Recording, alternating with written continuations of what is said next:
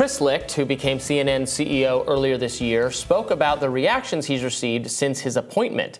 He told the New York Times, quote, "The uninformed vitriol, especially from the left, has been stunning, which proves my point. So much of what passes for news is name-calling, half-truths, and desperation." Licht's former boss, comedian Stephen Colbert, told Licht before he departed the Colbert Show for CNN not to go. And now Colbert is giving a four-worded reminder to Licht saying, "I told you so."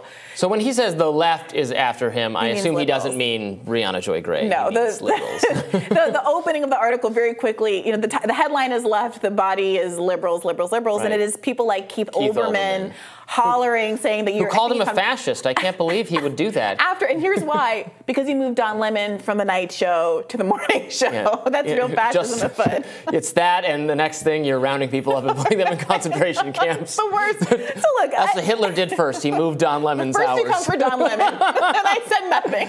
Oh. Look, in all seriousness, look, Chris Licht is really is under fire because he has made it clear that he doesn't want CNN to be an advocacy organization. He says the right has Fox, the left has MSNBC. You know, we need to be something different. There needs to be something that everybody can enjoy, perhaps. I don't know, and we talk about this a lot, I don't know that trying to completely stay out of it. I think you're right not to want to be an advocacy organization for one party or the other. But I think you still need to have a perspective, a point of view, and that's the negotiation that's so difficult for folks. And we'll see if CNN manages to land that plane. They are not managing it so far. I was watching a little bit last night. Yeah. It was wild. In what way? I was watching Jake Tapper, and he had on Woodward and Bernstein. And look, I understand that they're fantastic journalists who did the nation a public service, et cetera, and so on and so forth. But man, their perspective on Trump and January 6th stuff was libbish. Extremely libbish.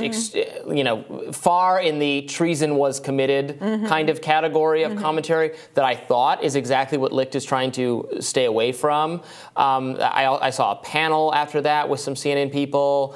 Including Alyssa Farah-Griffin, who has been on Rising before, guest hosted it, who I think is a good commentator, and her remarks are normal or fine, and everyone else still though is it's just so one directional. It's a faux moderate where it's moderate but just so condemning of Trump, so the heroism of the January 6th committee, and you're right, it's fine to have that perspective. There's no other perspective. If they want balance, then they need to bring in someone who feels the other perspective. Sure. Would they ever have a Kari Lake type person on this network? Would they ever have someone who can explain where Kari Lake types people, supporters, are coming from? No. They used to, maybe. They don't do that anymore. Right. And it doesn't need to be a Kari Lake fan or a Trump fan to explain the appeal of these people. Ostensibly, you should be able to have commentators that understand what's going on in the world and what the appeal of people across the political spectrum is without personally feeling one way or the other. This shouldn't be about what you in your heart feel to be an interlocutor in this kind of a space.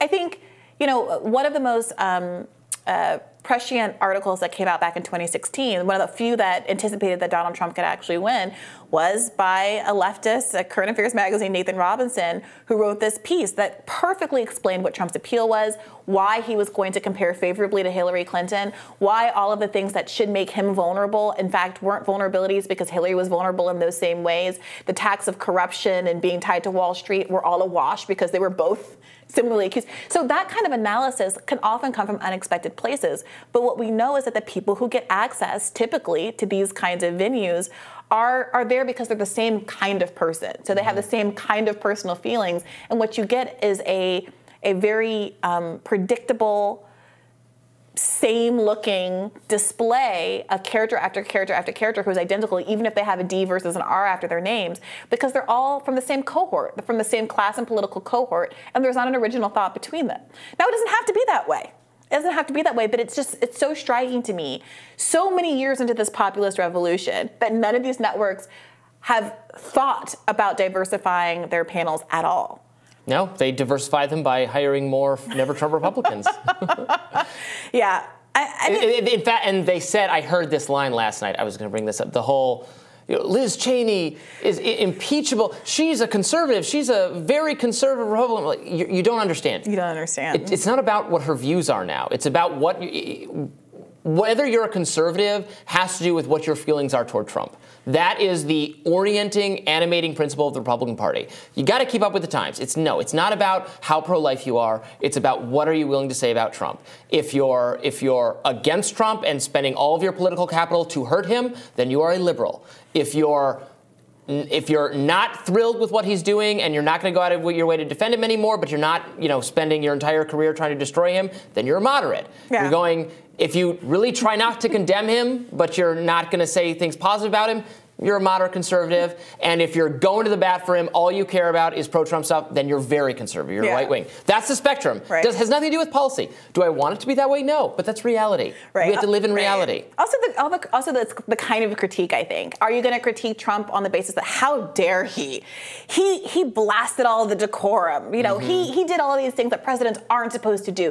He had a potty mouth and used this language and did an insurrection. And look, I'm not saying those are inappropriate critiques. You can have problems with all of those things, but that's all we tend to hear from liberals. There have been these blockbuster reports about specific instances of financial fraud. He insulted the generals. He insulted the generals. How dare he? Journalists have done some good work and said these are the ways that he actually cheated on his taxes. These are the things that he might have actually violated, how he actually might have violated the law. These are the offenses that might have actually been impeachable, but it's so much more vibes than substance that you end up blocking all of it out. It's really been the boy who cried wolf with respect to Donald Trump and the coverage. And now they wonder why people are exhausted by it. Yeah.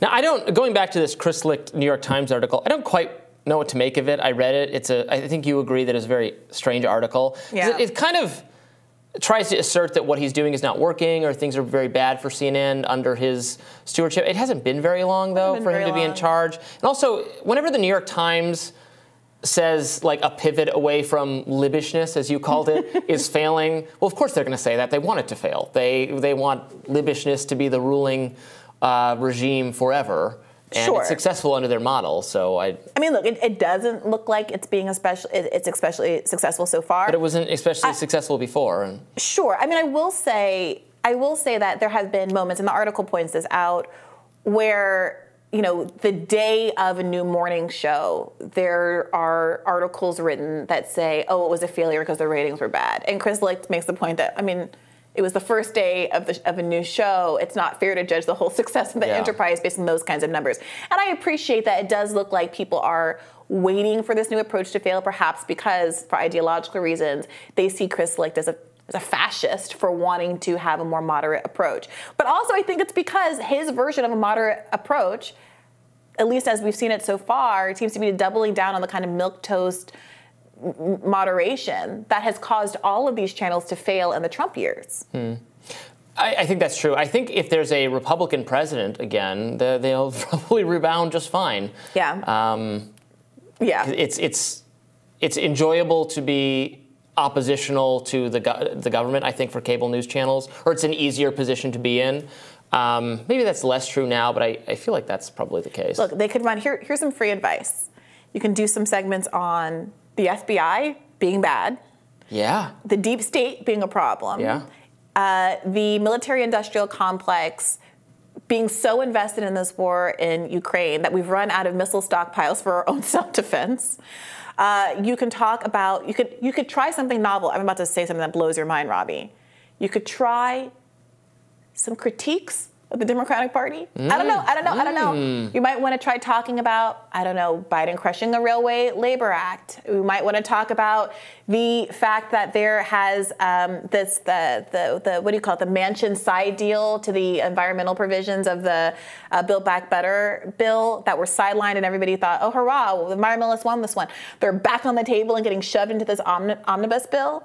We can talk about, right and left can come together and enjoy a good critique of the party in charge. That's your job as journalists, to challenge power. We're doing it every day. Challenge the Republican Party. We're doing it every day, buddy. Right. What I'm saying is take some notes from Rising. Yeah, absolutely. But don't steal our shtick. No, don't do that. Keep doing what you're doing and keep failing at it. We'll keep doing what we're doing. And we'll be back with more Rising in just a minute. Stay with us.